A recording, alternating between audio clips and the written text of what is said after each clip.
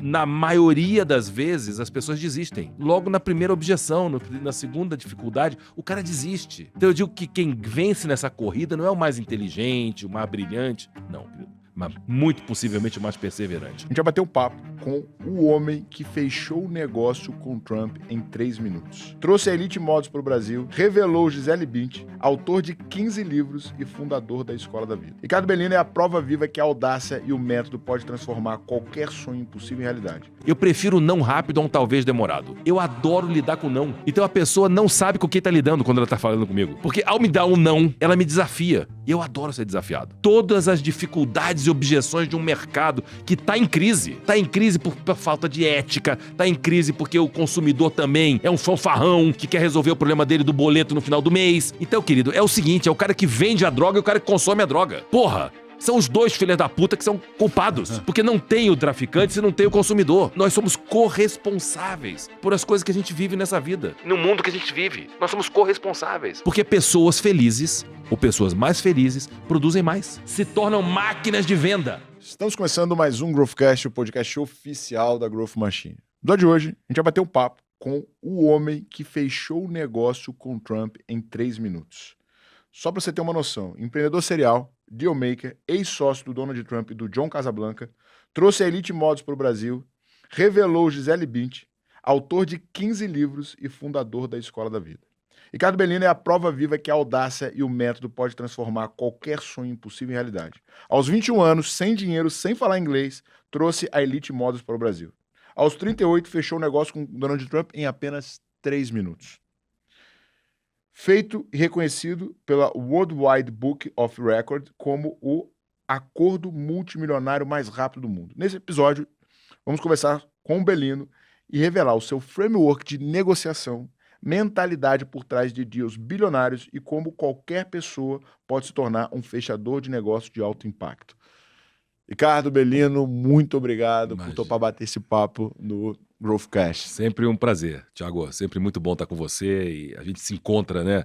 A gente tem sempre se encontrado aí nesses bastidores, né? Dessa nossa, eu diria, essa nossa grande jornada, desse nosso compromisso de compartilhar com as pessoas, de inspirar as pessoas. Acho que esse é o grande legado que nos une, né? Então, sempre uma alegria poder estar aqui com você, bater um papo e compartilhar com as pessoas, para inspirar as pessoas a, de repente, olhar as coisas de uma maneira diferente. Cara, e pra mim é uma honra bater esse papo contigo. Antes da gente começar a gravar, eu tava falando, cara, eu te vi no Fantástico, né? Assim, teve uma matéria inteira sobre como você fez para se tornar sócio do Trump, do John Casablanca.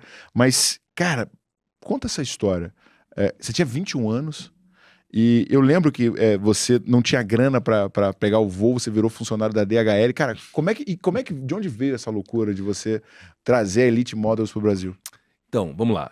Thiago, assim, eu acho que é interessante compartilhar isso para mostrar para as pessoas que a diferença, né, a distância entre uma loucura e a realidade é uma decisão, né? É tomar uma decisão, né? E, de fato, fazendo um recorte, naquele momento eu estava fazendo economia, num ambiente completamente assim, estranho à minha personalidade, buscando uma atividade, buscando me posicionar de alguma maneira, e ali eu encontrei, né, como tudo na minha vida acontece de uma forma meio que acidental. E eu tinha conhecido a Luísa Brunet recentemente, ela estava numa disputa judicial com a Dijon, que era a marca que patrocinava ela, que era a principal cliente dela, e eu me fiz uma pergunta, como é que uma modelo daquele tamanho, com aquela autoridade, com aquele prestígio, porra, não tem um assessor, um representante? Eu pensava naquela forma muito simples, para representar os interesses dela. E naquele momento eu sou impactado por uma matéria que eu li numa revista que estava jogada na mesa da casa de um amigo meu, fotógrafo, que contava sobre a Elite, sobre esse projeto incrível que o John Casablancas criou. Era a maior rede de agências do mundo, tinham mais de 20 agências pelo mundo, e um concurso de modelos que acontecia em 45 países, que descobriu grandes nomes na época, como a Cindy Crawford, a Linda Evangelista, a Naomi Campbell. E eu falei, gente do céu, Porra, o Brasil precisa de um negócio como esse. Eu só tinha 3 probleminhas no dia que eu tava lendo aquela revista. Não falava uma palavra de inglês, não tinha um puto no tostão e não conhecia ninguém na moda. Não é que assim, não, a minha tia foi modelo, não, a minha irmã, não, nada. Foi uma visão de oportunidade, um sentido de olhar aquela situação e dizer, porra, eu posso capturar essa oportunidade de trazer para cá. E aí foi essa minha jornada longa. Eu fui construindo uma ponte, né? Porque como eu não tinha os recursos, eu acabei encontrando na DHL uma forma de poder cruzar o oceano para poder viajar de graça, levando os malotes da DHL. E, ao mesmo tempo, comecei a construir, né, a base do negócio. Eu me lembro de ter ido pegar uma carta de opção para comprar um prédio que estava abandonado em São Conrado, porque eu já tinha essa visão grande. Eu pensava porra grande, não era um escritóriozinho da agência, não. Era uma agência, um estúdio fotográfico, uma loja de moda, um bar com um restaurante, era quase um shopping center de modelo. E ali eu construí um embasamento, uma apresentação, para ir, então, a Nova York e levar esse negócio. Isso começa, essa loucura começa em... Da ideia até você chegar na frente do John Casablanca, quanto tempo você levou? Olha, realmente, até estar com ele face a face, eu te diria 1 ano e meio. Caraca. Bom, estamos falando de uma época que não existia internet. Não, resiliência absurda. Era telex, né, que depois evoluiu para o fax, mas certamente resiliência e perseverança são, eu diria para você, os meus... sobrenomes aqui, porque eu de fato, eu vou até dar certo, eu não desisto, e eu me construía argumentos para mim mesmo, para me manter motivado, e era difícil, porque, enfim, né, você vai uma vez e você ficava em Nova York, eu tinha que ficar 1 semana, a permanência em Nova York como courier de 1 semana, às minhas custas, então eu ficava no YMCA, que era a coisa mais barata que tinha naquela época, e assim, para fazer uma reunião de 1 hora, ou menos, com o irmão dele, que não era nem com ele, né? Então, o que eu fazia nos outros 6 dias da semana, né? Então, enfim, aquilo tudo me ajudou. E como é que você conseguiu chegar nele? Como é que você achou uma forma de se conectar com o irmão e tal? Querido, porque quando eu li a revista, né, você pode imaginar que não tinha um índice na revista que trazia os contatos de tudo que estava escrito naquela revista. E não, como não existia internet, não tinha LinkedIn, não tinha Instagram, não tinha nada disso, né? Então, eu percebi que na revista tinha uma reprodução de um pôster da agência. Eles fizeram uma diagramação e ali tinha uma reprodução do pôster, que tinha a carinha das modelos. Só que em cima tinha um logotipo. Aí eu vi que era pequenininha a letra, mas que tinha lá o endereço, um telefone e um telex. Aí eu fui na loja de fotocopiadora, mandei ampliar em 10 vezes e consegui extrair o número. Então eu extraí o número do telefone, o endereço e o telex, e assim eu comecei a ir na agência dos Correios, mandar um telex, que alguém tinha que traduzir para mim, porque obviamente eu não tinha o domínio do inglês, e assim começou. Então, assim, todo na minha vida passa por um processo de encontrar solução e não desculpa. Então, queridão, não tem o contato? Não tem até então, porque obviamente milhares de pessoas tiveram acesso àquela revista, mas nenhuma com aquele olhar, com aquela curiosidade, aquele atrevimento de extrair, quase garimpando aquelas informações para eu poder ter uma conexão com o cara, né? Querido, não tem desculpa, porque no correio tem máquina de telex, meu amor, que você paga e o cara manda e custa barato.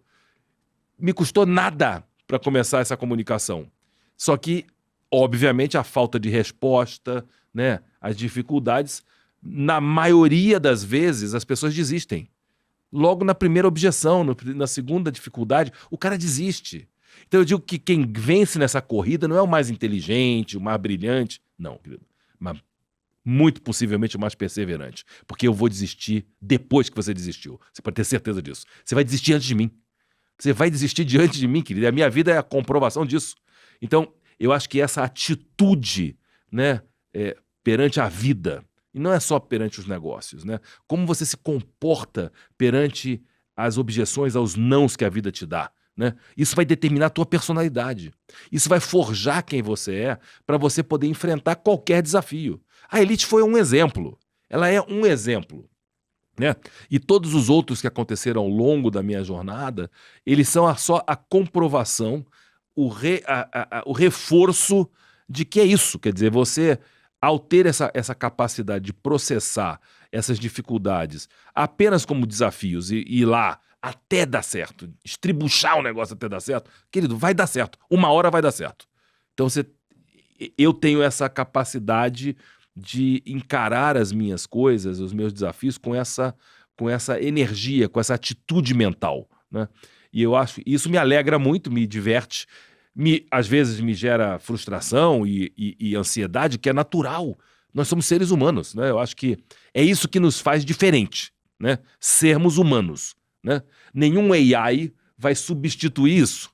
Nenhum AI vai substituir essa atitude, esse comportamento, né?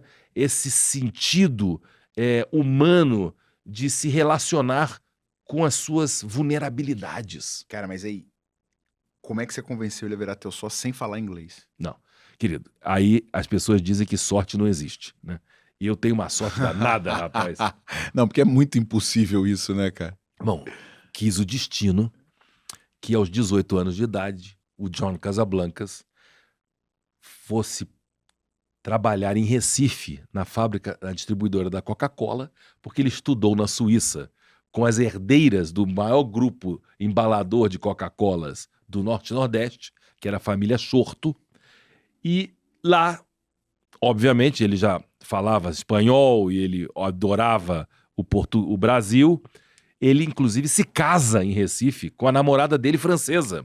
Então ele adorava o Brasil, já falava portunhol, e o que ele estava procurando e estava difícil era encontrar um brasileiro para ele retomar a sua comunicação em português, querido. Então, barreira zero. Mas não só a barreira da língua foi zero, mas a abertura foi total. A dificuldade de venda foi baixíssima. Foi baixíssima. Não, e obviamente que eu não fui lá pedir para ele botar dinheiro no meu negócio, porque eu aprendi isso rapidinho, meu amigo, na escola da vida. Você não pede dinheiro para sócio rico, querido. É a única coisa que você não pede para sócio rico. Eu queria fazer um negócio com ele. Eu queria trazer a agência, eu queria trazer a marca, o acesso ao ecossistema dele, a rede de agências de modelos dele, e eu me propus a ser o deal maker, o agente que ia lá no mercado, identificar os clientes, os investidores, trazer dinheiro para o bolso dele e para o meu bolso, para a gente construir uma história em coautoria. Ninguém está aqui nessa vida, meu amigo, para fazer cheque para você ficar feliz, para você comprar teu carrão, para você viajar de primeira classe. Não é essa a história. A história de verdade é que as pessoas estão abertas, sim, a fazer negócios e a ganhar dinheiro juntos, mas elas querem escrever histórias juntos. Estava lendo um artigo hoje. Hoje, o grande drive das grandes organizações chama-se storytelling. As pessoas estão buscando, elas precisam se posicionar nesse oceano vermelho de ofertas o tempo todo, com histórias boas. As pessoas têm que dominar essa arte de contar história. Eu diria que eu acho que eu sou um bom contador de histórias. Eu construí essa trajetória contando histórias, criando cenários que ainda não existiam, mas fazendo que as pessoas quisessem sonhar esse sonho comigo. E foi isso que eu consegui com o John Casablancas, fazer com que ele quisesse sonhar aquele sonho comigo. Seja o jovem que, destemido, foi lá como carteiro da DHL e não encontrou desculpa para justificar o porquê que tinha aquilo tudo para dar errado, né? E eu fui lá, mostrei com aquela perseverança, com aquele senso de humor, aquela vontade de dar certo, aquela fome de fazer aquele negócio dar certo, e consegui. Então, a gente primeiro construiu uma relação de empatia, de confiança, de admiração recíproca, né? Ele não tinha nada para ganhar comigo.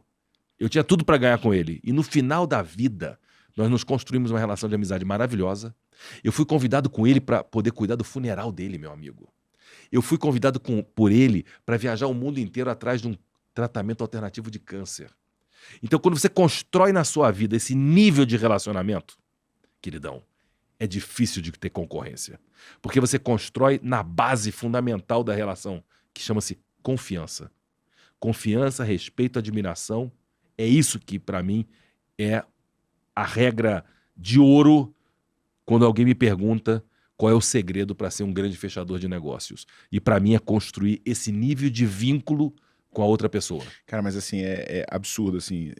olha, você que tá ouvindo esse podcast, eu sei que a tua cabeça já tá fritando, assim como a minha.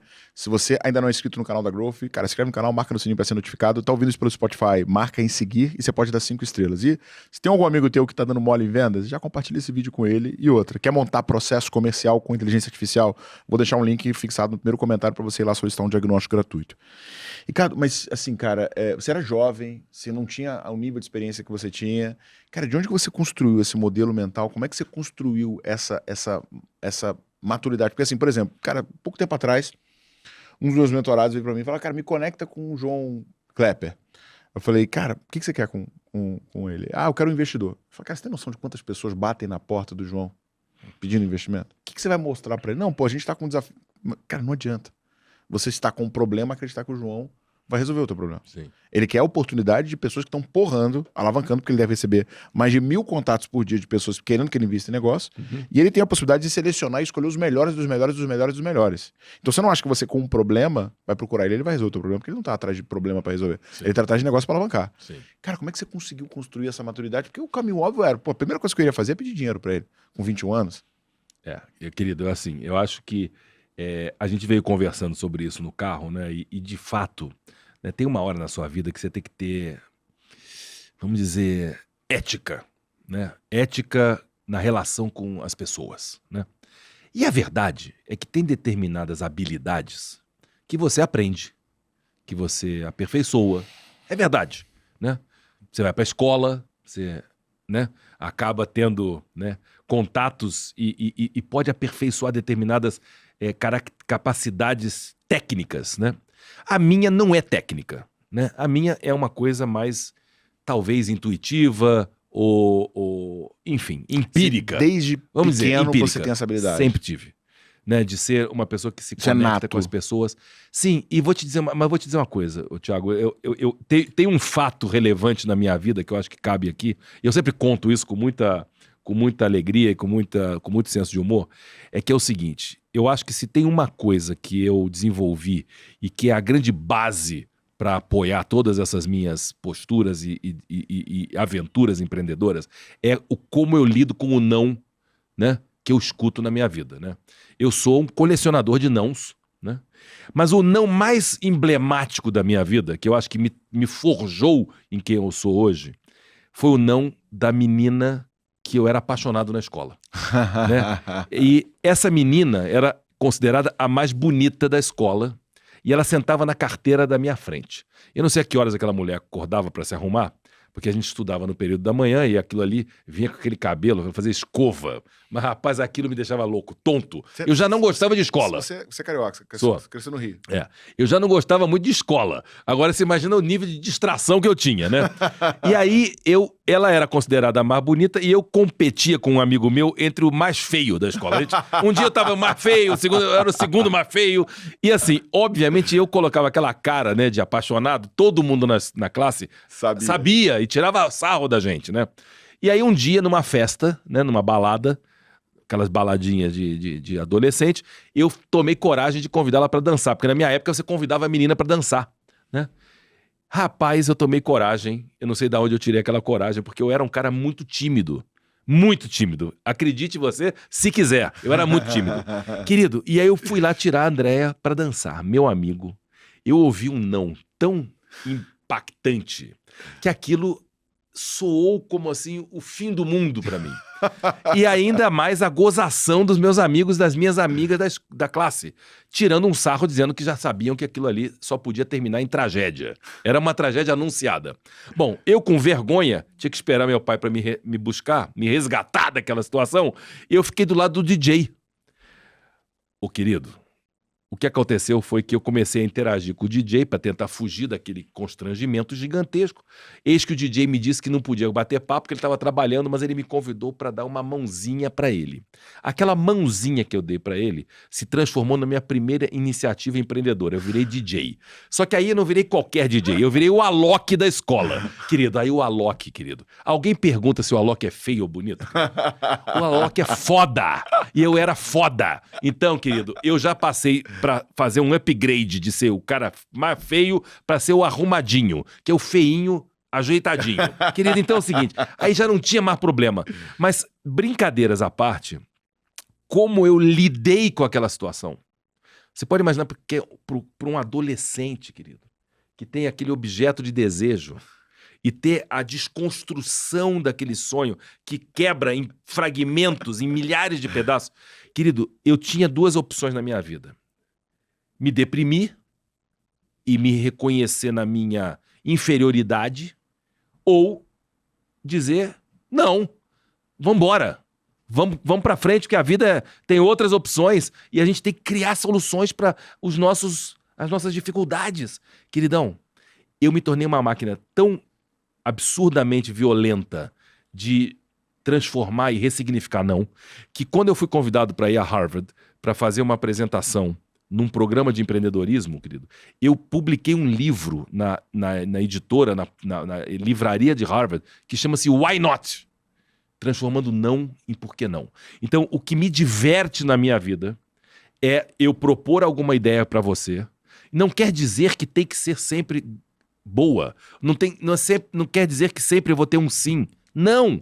Mas eu adoro não rápido, querido. Eu prefiro não rápido a um talvez demorado. Então é o seguinte... Querido, eu adoro lidar com não.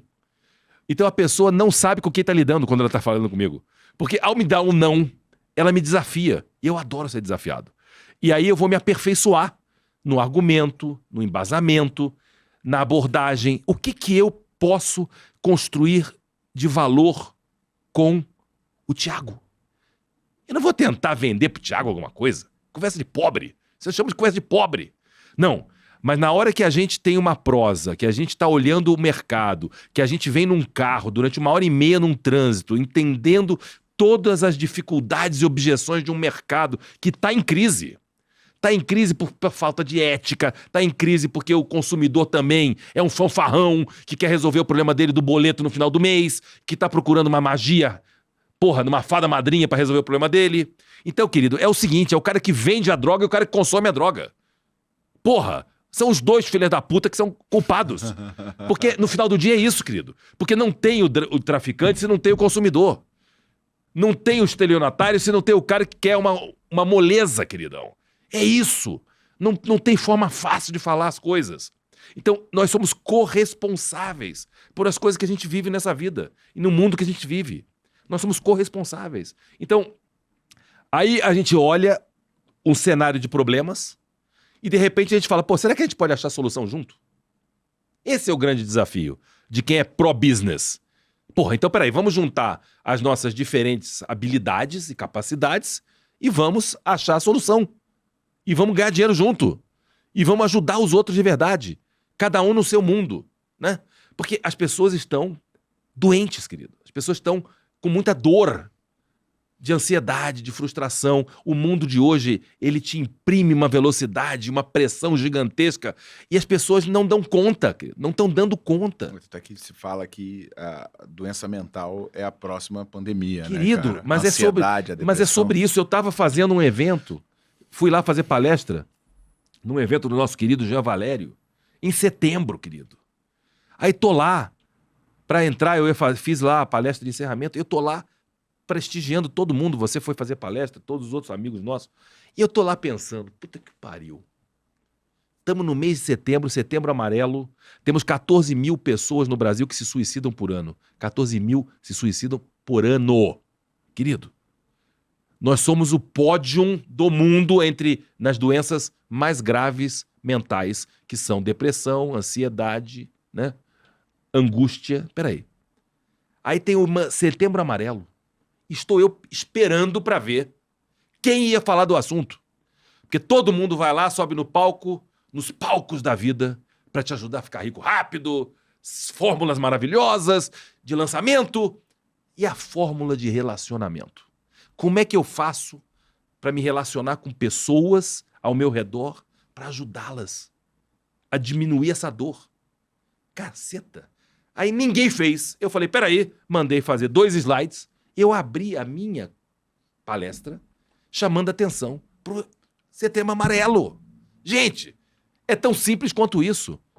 Não dá para você ter um diálogo com as pessoas. Você tinha 4 mil pessoas ali. Apenas para falar de dinheiro? Puta conversa de pobre do cacete.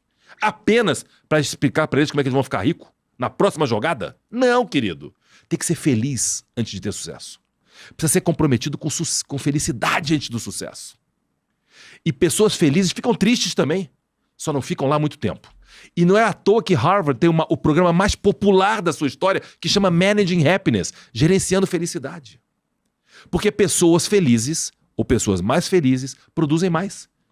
Se tornam máquinas de venda. Pessoas felizes. Eu não sei se tem felicidade, caralho, no módulo do teu programa, mas devia ter. Porque quer ser uma máquina de venda, meu amor? Cuida da felicidade das pessoas. Fala da felicidade como ciência. De que pessoas precisam se relacionar melhor com as pessoas. Precisam ser mais felizes. Porque é sobre isso no final do dia. Eu tenho essa máxima de que felicidade precede sucesso. E quando eu lancei a Escola da Vida, que foi um projeto que eu lancei quando eu estava infeliz. Com muita grana no banco. Depois de ter vendido minha posição no meu negócio com o Donald Trump. Milhões de dólares. Morando em Key Biscayne. Porsche com placa com meu nome. Ninguém tem Porsche com a marca escrito Belino. Eu tinha. Caralho. Meu amigo. Mas não estava feliz. Sabe por quê? Eu não tinha problema. Eu cheguei à conclusão que eu preciso ter problema para estar feliz. Eu não tinha problema com boletos. Os boletos estavam tudo pago. Não tinha problema com nada, querido. Só que aí, qual é o meu propósito? Qual é a minha motivação? Eu vou acordar para fazer o quê?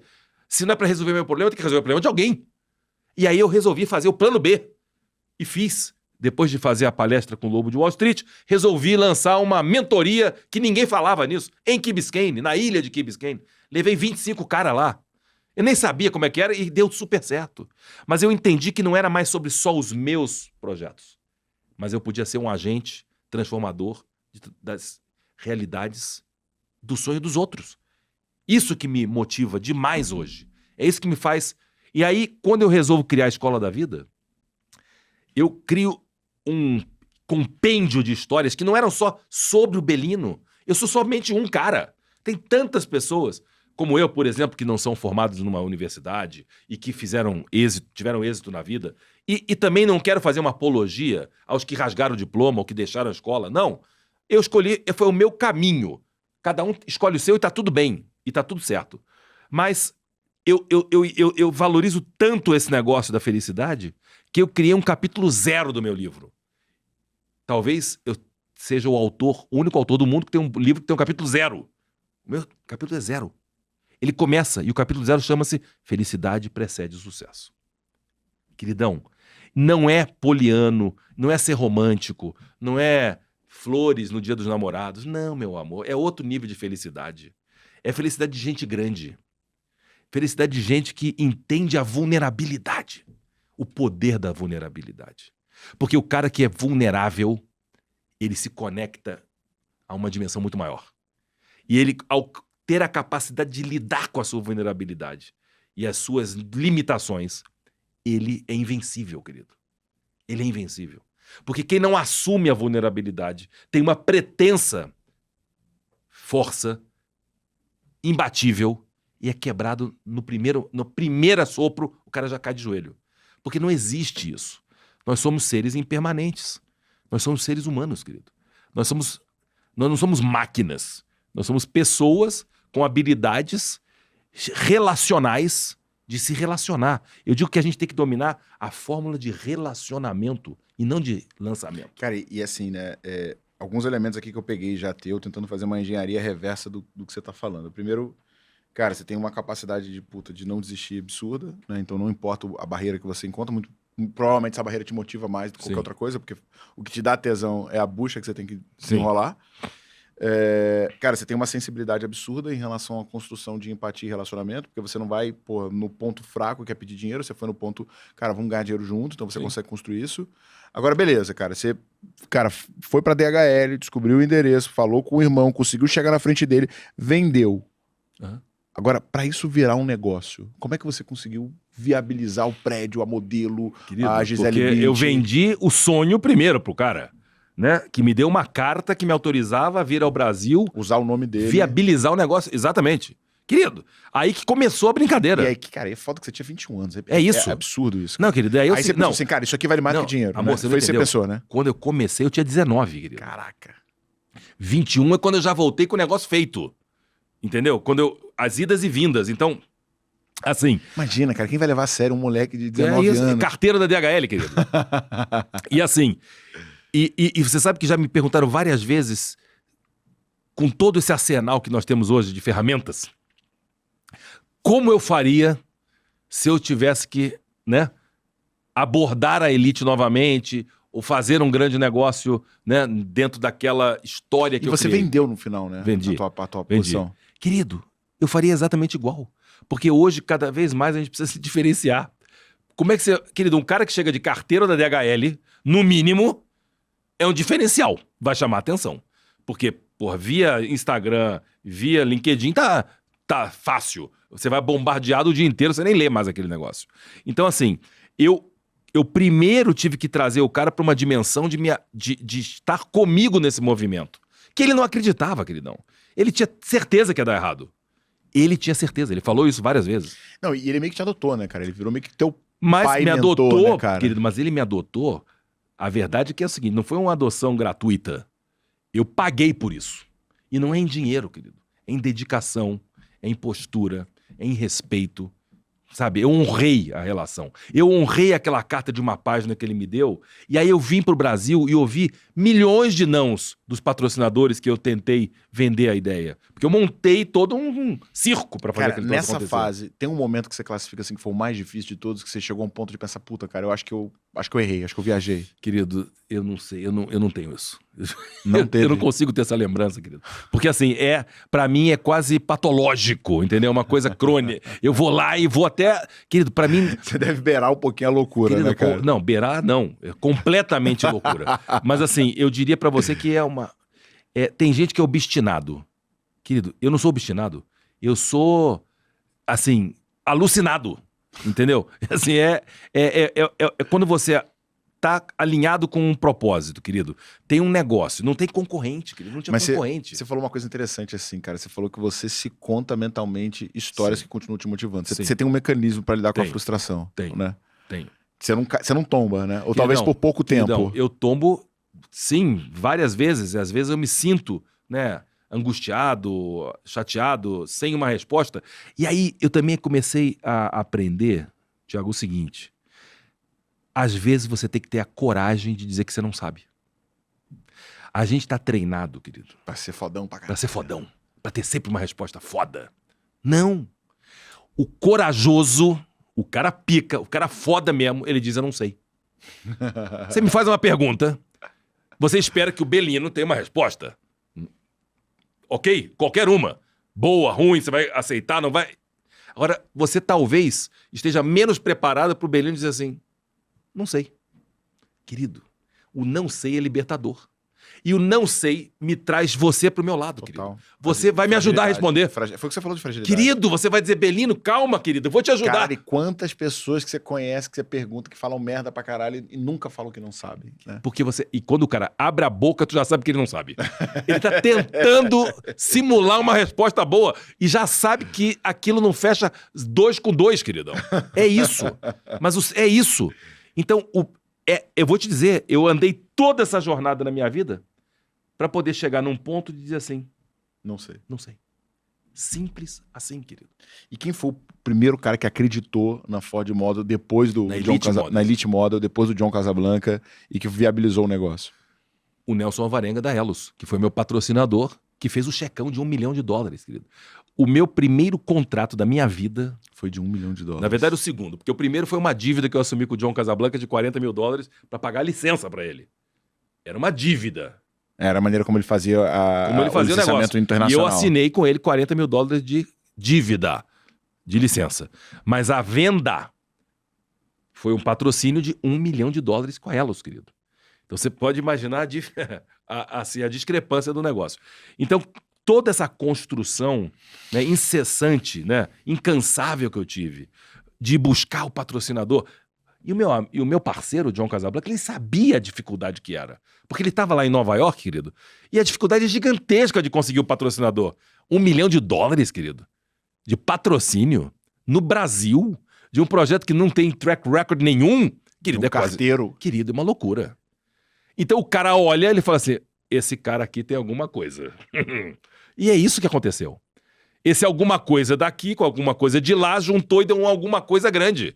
Porque é sobre isso, meu amigo. Você quer fazer negócio com quem faz mágica, que faz de duas coisas que não existem uma coisa grande que existe. E aí você precisa ter atitude de novo, né? Tem que ter essa postura. Eu brinco que não é mindset, é mind 8. E com esse 1 milhão, você viabilizou o negócio. Tudo. E aí dali você construiu a estrutura, começou a fazer os modelos e tal, e trouxe o John pro Brasil. Fizemos o primeiro concurso, né? E aí, queridão, vamos combinar, porque nada é tão nada perfeito fácil. quanto pode se parecer. Parecia que $1 milhão era muito dinheiro. Não era nada. Só que para agradar o patrocinador, querido, eu estourei o orçamento. E no orçamento desse 1 milhão, eu tinha 40 mil para pagar de volta para quem me emprestou e eu precisava montar a agência, né? Uma pequena agência para representar as modelos que eu prometi no Brasil inteiro que eu ia representar depois do concurso. Meu querido, eu cheguei numa situação que eu não tinha nem os 40 mil para pagar de volta para quem me emprestou e muito menos abrir a agência. Mas aí, queridão, a atitude precede as pessoas. Porque como eu dei sem essa expressão nem existia naquela época, né? Esse famoso over-delivery que o nego fala. Isso existe, queridão. E o meu patrocinador, ele entendeu. Não só as entregas adicionais que não estavam nas entrelinhas do contrato, mas ele leu a minha capacidade de me relacionar no ambiente que eu estava, cheio de capivara, tentando me detonar. Porque, querido, eu era muito jovem para ser o dono da Elite. Então, aquelas pessoas, inveja, aquelas raiva, pessoas né? que eu paguei para me assessorar, queriam me detonar, querido. Queriam me trair no meio do caminho. E eu não deixei o leite derramar. Eu preservei o equilíbrio das relações com todos os colaboradores para não prejudicar o meu patrocinador. E no dia 8/8 de 88, no ensaio do meu evento, no Golden Room do Copacabana Palace, eu entreguei uma escultura de bronze para o Nelson Alvarenga da Elos, linda, que tinha uma frase que estava cunhada naquela escultura chamada Dreams Come True, que era exatamente o que eu estava vivendo. O sonho que se está transformando em realidade. Quando eu entreguei aquilo pro cara, o cara começou a chorar. Ele chorou. Ele falou, eu quero te agradecer por você ter tido o equilíbrio de preservar a harmonia para entregar um negócio tão espetacular para minha marca, que está celebrando 13 anos e que eu nem de longe tive a oportunidade de viver isso. Cadê o contrato para renovar? E eu saí de lá, queridão, com um contrato de 2 anos, de centenas de milhares de dólares. Comprei meu apartamento nos Jardins, o meu carrão igual dele, montei a agência e deu tudo certo, queridão. Porque eu tive atitude. No meio da crise, no meio da confusão, eu não perdi o foco. Eu não me desesperei, eu não busquei um culpado, eu não apontei o dedo para aqueles que estavam querendo me prejudicar. Eu foquei no que interessa, que era entregar aquilo e superar as expectativas. Agora me conta uma coisa, a Gisele Bündchen foi descoberta pela Elite. Sim. Né? Cara, como é que é ser corresponsável por descobrir a modelo mais bem paga do mundo? Querido, eu te diria que assim, como dizia o John Casablancas, eu era o dono de agência de modelo que menos gostava de modelo que ele conheceu na vida dele. Porque eu gostava mesmo era das relações empresariais, dos patrocínios e dos eventos. Eu não atuava muito no dia a dia da agência, propriamente dita, que estava lá organizada com os bookers e com as pessoas que eram os profissionais que levavam o dia a dia. Mas eu posso te dizer, querido, que o meu sentimento é muito grande de alegria de poder imaginar, né, que um jovem que tinha tudo para dar errado, não tinha nenhum recurso, era uma promessa, né, negativa, pode ter criado um negócio, criado um movimento no Brasil que tenha despertado o interesse de uma jovem lá do interior do Rio Grande do Sul para se tornar uma modelo e ganhar o status de modelo mais importante do mundo numa ponte criada por mim, querido. Não fui eu o agente que deu a estratégia, mas eu fui quem criou a base, que criou o sonho, que criou a agência, que criou as conexões e que permitiu que ela pudesse ser o que ela é, né? O que ela foi e o que ela é até hoje na memória das pessoas. Então, eu diria que... Você fala com ela? Não. Ainda você tem contato com ela? Não. Mas você já falou com Sim, ela várias vezes? Claro. Mas assim, querido, é lidar com essa construção do impossível. Eu adoro lidar com o impossível. Então, cara, falando do impossível, a história que todo mundo quer ouvir. Sim. Como é que você convenceu o Trump em 3 minutos? O Trump parece ser um cara difícil pra caramba, né? Querido, assim, eu acho que, de novo, né, eu acho que não foi... E aí, só cronologia, você já tinha vendido Não, então, a Elite... Elite? Eu vendi a Elite em 94, 95 para um sócio. Você recebeu uma puta Não, proposta. tinha um sócio investidor comigo e ele acabou ficando. O John Casablancas se aposentou, vendeu a posição dele, foi para os Estados, saiu de Nova York para Miami e, enfim, houve uma oportunidade de eu fazer uma saída. Eu tinha um equity muito grande, eu tinha 51% da sociedade. E aí foi uma oportunidade, eu vendi. Foi uma boa venda. Foi uma super venda. E aí depois eu trouxe aquela campanha do câncer de mama para o Brasil, daquela camiseta, que também acreditavam que aquilo não ia dar em nada. O próprio fabricante das camisetas acreditava que aquilo ali não ia dar em nada. E eu vendi 14 milhões de camisetas no Brasil. Né? Então, assim, é uma iniciativa americana liderada pelo Ralph Lauren, que vendeu 300 mil camisetas na primeira edição. Eu, na primeira edição, vendi 600 mil e no total 14 milhões. Então, não me conta que vai dar errado, porque aqui o mercado não tá maduro, porque aqui não tem dinheiro. Querido, isso não tem condição. Isso tá bom. Pode até acontecer que dá errado.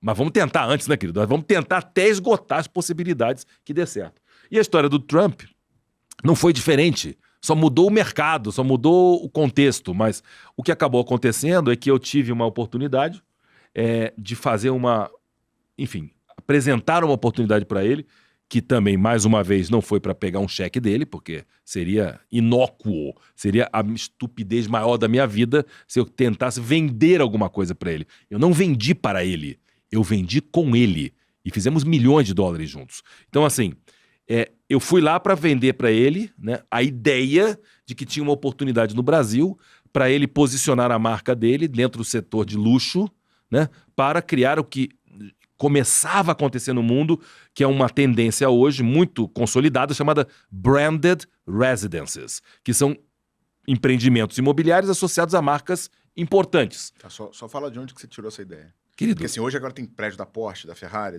do próprio Trump, de olhar o que estava acontecendo com ele.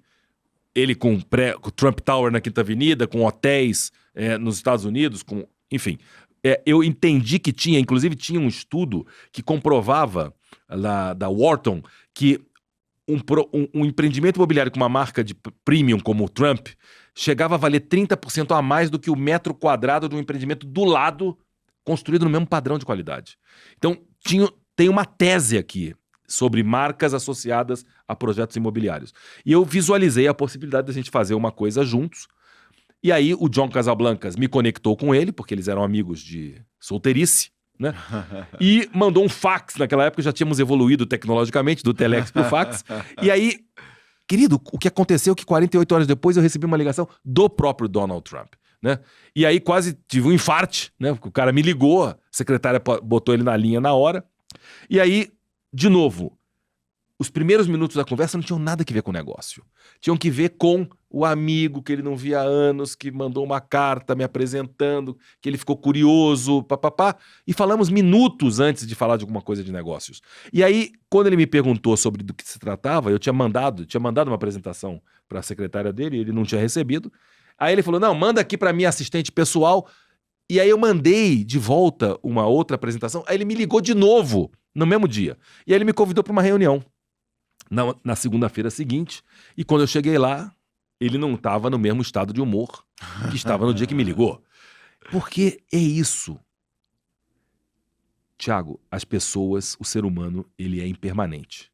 Impermanente no seu humor. Nós somos quase bipolares, querido. Porque temos vários motivos durante o dia para oscilar o nosso humor. Ou porque a conta não fechou, o cliente não pagou, a bolsa caiu, você brigou com a tua mulher. Querido, seja qual for o motivo, você terá razões para mudar de humor. E isso impacta no seu estado de espírito para ouvir uma ideia, querido. Se você está enviesado de mau humor, você não vai estar com o mesmo espírito para comprar, ou para investir, ou para fazer uma aliança, ou fazer um negócio com ninguém.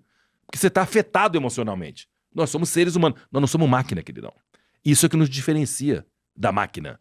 nenhuma vez você vai conseguir replicar esse comportamento do ser humano numa máquina, por mais sofisticada que seja a tecnologia que a gente tem hoje à nossa disposição.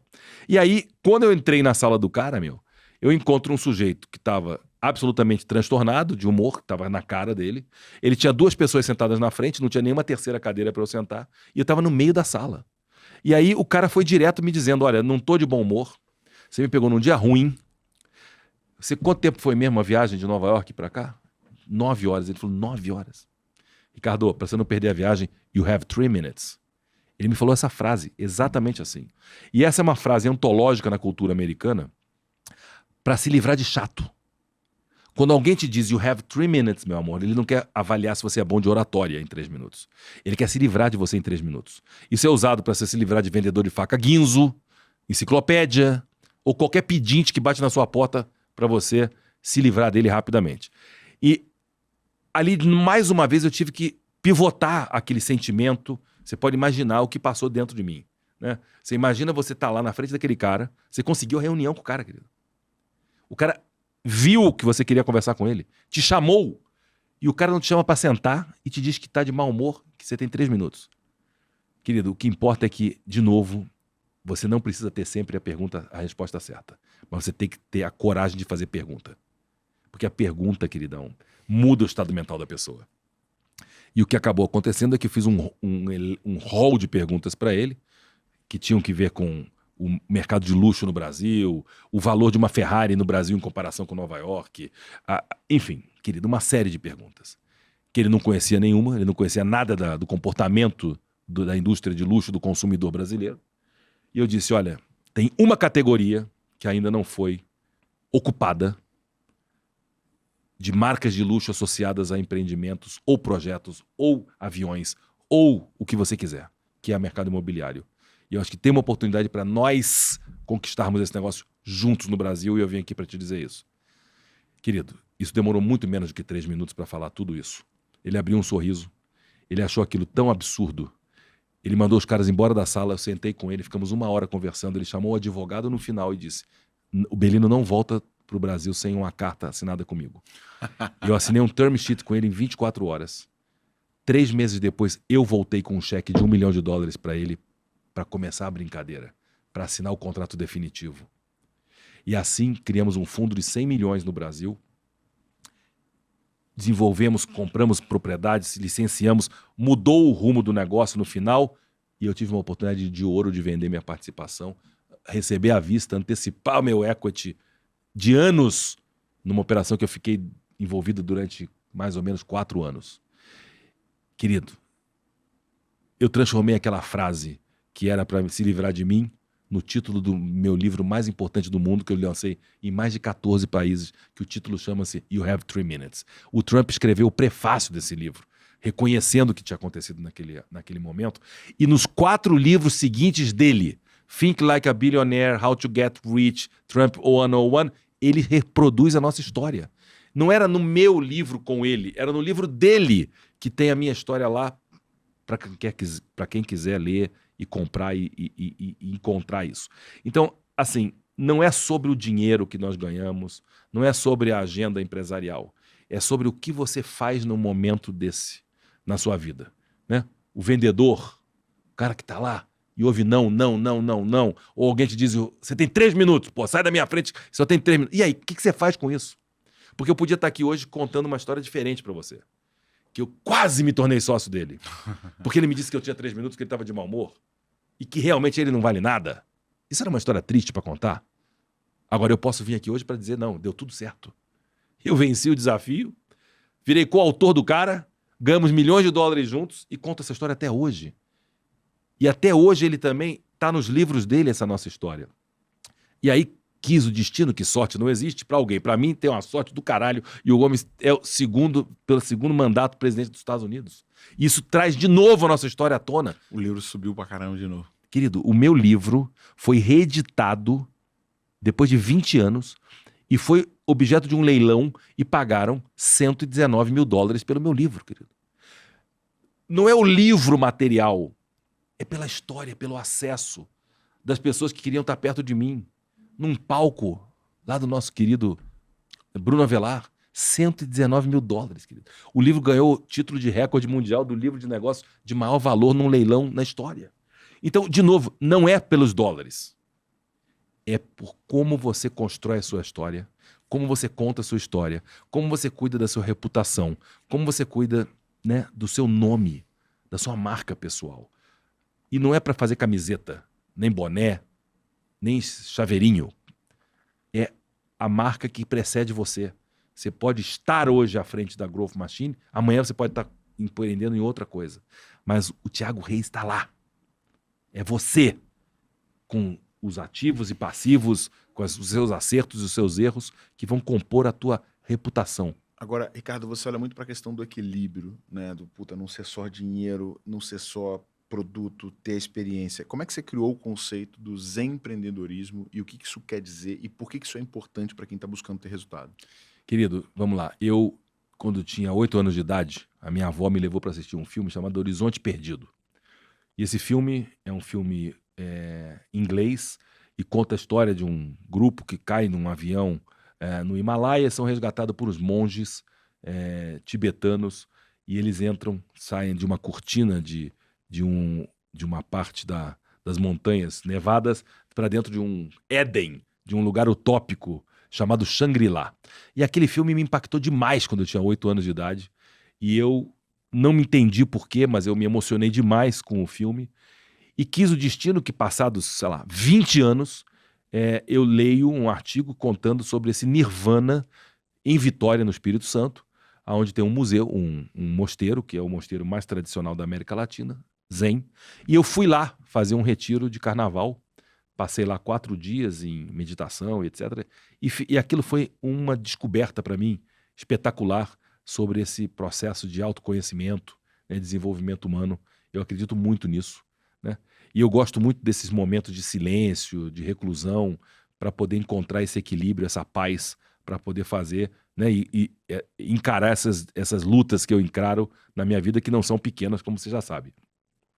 E assim, de novo, né, exercitando aquilo que eu mais gosto, que é o relacionamento, eu criei uma amizade afetuosa com o abade do mosteiro e nos criamos uma agenda de como unir a espiritualidade do Zen, e não entenda isso como religião, e não é budismo, o Zen como filosofia de vida, né, ao meu espírito empreendedor, e aí nasceu o Zen Empreendedorismo. Então, eu criei um programa que eu desenvolvo anualmente, onde eu levo empreendedores, executivos, para viver essa experiência monástica, para esvaziar o copo, né? Não é ir lá para poder receber mais informação, mais conteúdo, mais treinamento, não. É o vazio, né? É permitir que as pessoas permitam que as coisas, que você esvazie o teu copo, né? E entenda que a grande sabedoria é o não saber, né? Então essa dinâmica de você reaprender, né, a aprender, deixando de lado aquilo que não interessa, essa obesidade de informação e de conhecimento que a gente vive hoje. Eu brinco de que a gente daqui a pouco vai precisar usar caneta de Monjaro no cérebro para emagrecer dessa obesidade de tanta informação inútil, né, que não serve para nada, a não ser para criar confusão e ansiedade nas pessoas. E, cara, o que você entende, assim, que é como é que a pessoa volta disso? Qual que é a diferença que isso faz? Assim, ela tem mais clareza, ela tem mais serenidade? Não, querido, com certeza. Eu acho que esse desafio de colocar você com você mesmo, né? De colocar você numa dinâmica silenciosa, né? Contemplativa, né? Sem ruído, né? Eliminando os ruídos, ela é transformadora, querido. Não é para todo mundo, né? Ela causa dor, né?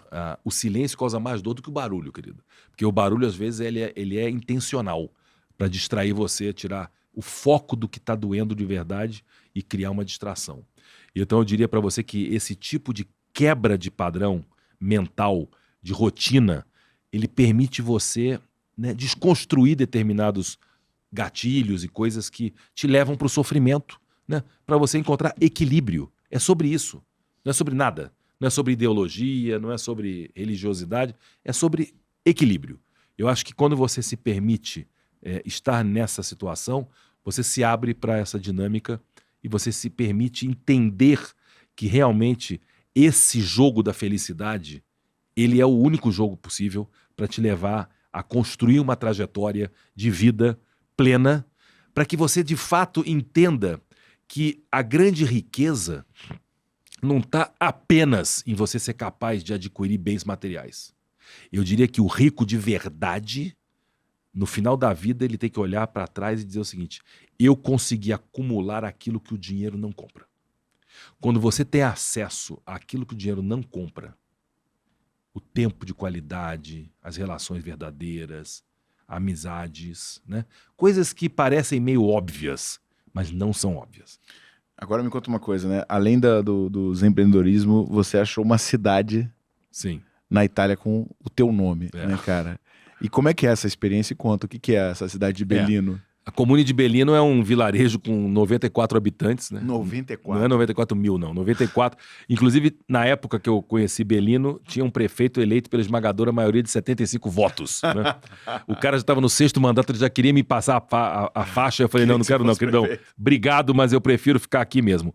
E assim, o que acabou acontecendo, circunstancialmente, né? Eu encontrei Belino numa agenda diferente, porque eu estava morando nos Estados Unidos, olhando oportunidades, encontrei uma linha de produtos italianos que chamava Belino, chama-se Belino, e aí eu visualizei talvez fazer um projeto de franquias de fast food, né, como o Spoleto no Brasil, a Belino, né, Italian Food, por conta da fábrica já ter toda essa estrutura, distribuição e etc. O negócio não prosperou, foi ótimo o exercício, os almoços e jantares foram ótimos, mas eu, para criar uma narrativa que embasasse uma história, que pudesse ser sedutora, para que eu pudesse vender o meu projeto com estilo de vida, com contexto, eu fui procurar referências de Belino e encontro a cidade de Belino e me aproprio daquela conexão, né? E aquilo não serviu para embasar a minha storytelling do meu restaurante, mas serviu para ser a minha própria montanha, para criar um processo de transformação e sediar a escola da vida lá nas montanhas de Belino, onde eu levo as pessoas para, de novo, viver esse exercício do ócio criativo. E já existia essa experiência gastronômica de visitar Belino ou não? Existe um turismo de alpinismo, né? Porque são montanhas muito íngremes e muito interessantes, e ali existe um alpinismo, um turismo de alpinismo, e é muito limitado. Você tem uma estrutura que comporta 60 pessoas, né? Ali tem gastronomia, etc., mas é um vilarejo, né?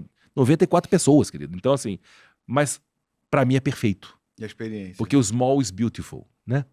Para mim, eu estava contando isso para você hoje no carro, cada vez que eu escuto mais depoimentos como o seu, de uma pessoa séria, empreendedora, né, devotada para o negócio, e que está lidando com essas objeções e desafios do teu dia a dia, foi quando eu te disse no carro, eu falei, querido, eu sou o anti-escalabilidade.